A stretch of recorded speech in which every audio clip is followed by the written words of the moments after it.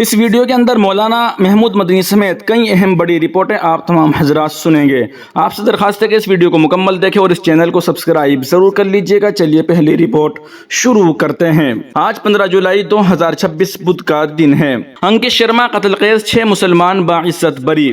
اہل خانہ میں خوشی کی لہر۔ طویل قانونی پیروی کے لیے صدر جمعیت علماء ہند مولانا محمود مدنی کا شکریہ ادا کیا۔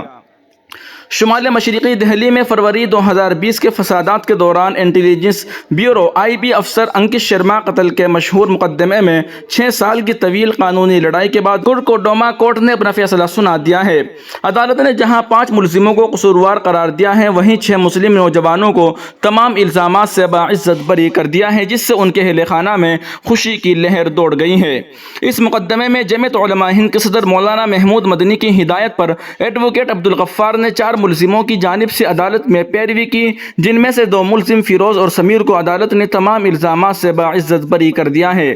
ان کے علاوہ حسین عرف ملا جی عرف سلمان گلفام، شعیب عالم عرف بابی اور منتظم عرف موسیٰ کو بھی عدالت نے باعزت بری کیا ہے۔ اس سلسلے میں جمعیت علماء ہند کی جانب سے مقدمے کی پیروی کرنے والے ایڈوکیٹ عبدالغفار نے بتایا کہ اس میں مجموعی طور پر 11 افراد ملزم بنائے گئے، جن میں سے عدالت نے 6 افراد کو تمام الزامات سے باعزت بری کر دیا ہے، جبکہ باقی کے پاس بھی ہائی کورٹ میں اپنی بے گناہی ثابت کرنے کا موقع ہے۔ واضح رہے کہ 24 فروری 2020 کو شمال مشرقی دہلی میں بڑے پیمانے پر فرقہ وارانہ تشدد پھوٹ پڑا تھا۔ اگلے روز 25 فروری کو 26 سالہ انٹیلیجنس بیورو اہلکار انکت شرما لاپتہ ہو گئے اور 26 فروری کو ان کی لاش کھجوری خاص کے ایک نالے سے برآمد ہوئی۔ پوسٹ مارٹم میں ان کے جسم پر متعدد زخم پائے گئے۔ ان کے والد کی شکایت پر سابق MCD کونسلر طاہر حسین کو مقدمے کا کلیدی ملزم بنایا گیا۔ پولیس نے باقی 10 لوگوں کو بھی ملزم بنایا۔ یہ مقدمہ دہلی فسادات کے سب سے حساس اور زیر بحث مقدمات میں شمار ہوتا رہا ہے۔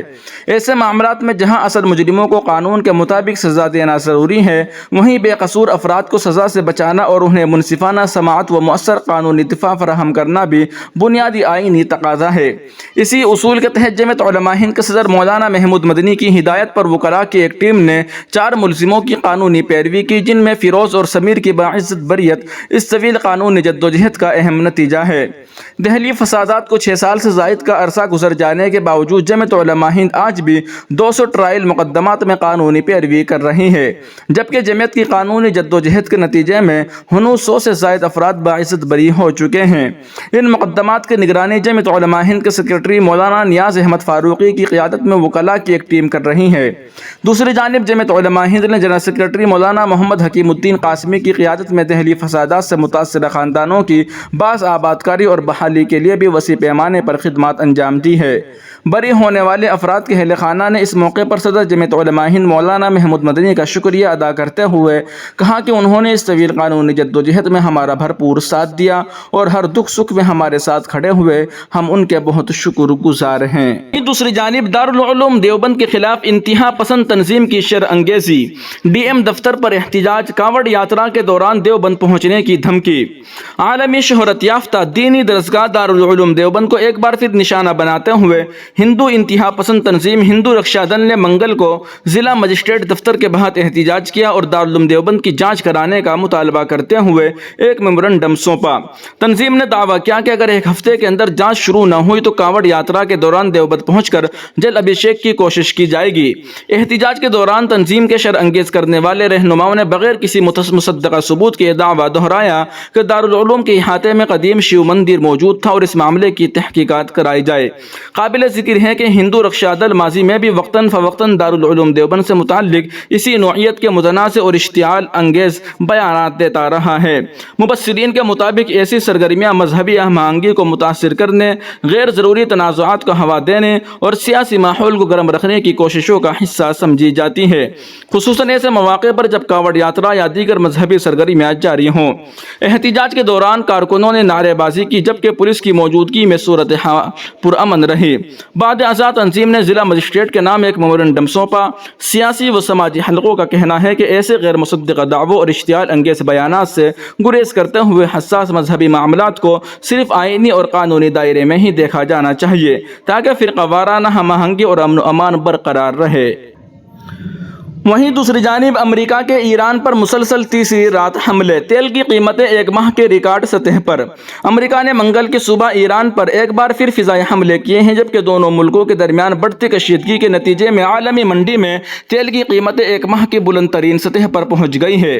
अमरीकी खबर रसा एजेंसी AP के मुताबिक ये कार्रवाई सदर डोनाल्ड ट्रंप के उस ऐलान के चंद घंटे बाद की गई जिसमें उन्होंने कहा था कि वाशिंगटन आबनाए हुर्मुज़ में ईरान के खिलाफ नाकाबंदी दोबारा नाफिज कर रहा है। सदर ट्रंप ने यह भी इंदिया दिया था कि अमेरिका आबनाई से गुजरने वाले गैर मुल्की जहाज़ों से महफूज गुजरगाह फराहम करने के एवज़ फीस वसूल करेगा, जो समंदर में आज़ाद नक़ल व हमल से मुताल्लिक़ अमरीकी पॉलिसी में एक बड़ी तब्दीली तस्वुर की जा रही है। ईरान ने जवाब में बहरीन और आबनाई हुर्मुज़ से गुजरने वाले मुत्तहिदा अरब इमारात के 2 ऑयल टैंकरों पर हमले किए, जिनमें हमले का एक शख्स हलाक जबकि 8 अफराद ज़ख्मी हुए।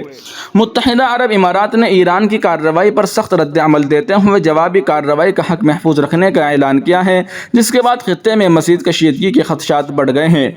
यह हमला ऐसे वक्त में हुए हैं जब ईरान और अमेरिका दोनों आबराए हुर्मुज़ पर असर रसूख के लिए सरगर्म है, जहां से पुरअमन हालात में कुदरती गैस और दुनिया भर में इस्तेमाल होने वाले खाम तेल का तकरीबन 5वां हिस्सा गुजरता है। हालिया कशीदगी के बाद ब्रेंट खाम तेल की कीमतें में मज़ीद इजाफा रिकॉर्ड किया गया है और इसकी कीमत 84.80 तक पहुँच गई है। दोनों मुल्कों के दरमियान जून 17 को मुस्तकिल जंगबंदी के हवाले से मुफाहमती याददाश्त पर दस्तखत के बाद तेल की कीमतें उस वक्त अपने रिकॉर्ड सतह पर है। 5 घंटे तवील फिजाई ऑपरेशन मुतअद्दिद फौजी अहदाफ तबाह किए। अमरीकी सेंट्रल कमांडर सेंटकॉम के मुताबिक अमरीकी अफवाज ने 13 जुलाई की रात ईरान के खिलाफ हमलों का ताज़ा मरहला मुकम्मल कर लिया। तकरीबन 5 घंटे जारी रहने वाली इस कार्रवाई में बूशहर, बहार, जासिक, कारकनारक, अबू मूसा और बंदर अब्बास समेत मुख्तलिफ मकामात पर ईरानी फौजी अहदाफ को निशाना बनाया गया। सेंटकॉम के मुताबिक इन हमलों का मकसद ईरान की तिजारती जहाज़रानी पर हमलों की सलाहियत को मज़ीद कमज़ोर करना था।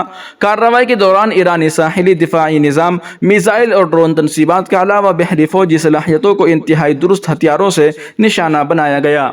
बयान के मुताबिक इस वक्त मशरिक़ वस्ता में 50,000 से ज़ायद अमरीकी फौजी तैनात हैं और अमरीकी अफवाज हर किस्म की सूरत हाल से निमटने के लिए मुकम्मल तौर पर तैयार हैं।